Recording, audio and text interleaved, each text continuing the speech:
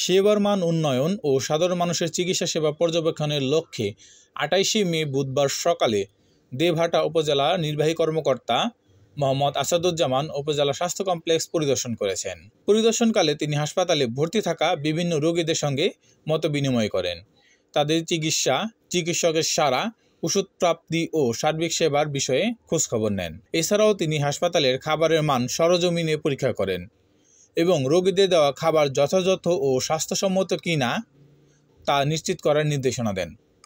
ওষুধ বিতরণের ব্যবস্থাপনা পর্যালোচনা করেন, যাতে রোগীরা প্রাপ্ত ও প্রয়োজনীয় ওষুধ সময়মতো পাচ্ছে কিনা তা নিশ্চিত করা যায়। এ সময় তিনি বলেন, সরকারি হাসপাতাল মানেই যেন অপেক্ষিত সেবা, এই ধারা আমরা ভাঙতে চাই। জনগণ যেন প্রাপ্ত সেবা ঠিকভাবে পায়, সেই লক্ষ্যে আমাদের মূল লক্ষ্য। নতুন এক্স-রে মেশিনের মাধ্যমে এই সেবা চালু করা হয়। স্থানীয়রা উপজেলা নির্বাহী কর্মকর্তার এই ধরনের সরকারি তদারকিতে স্বাগত জানিয়েছে এবং এর ফলে স্বাস্থ্যসেবার মান আরও উন্নত হবে বলে আশা ব্যক্ত করেছেন তারা।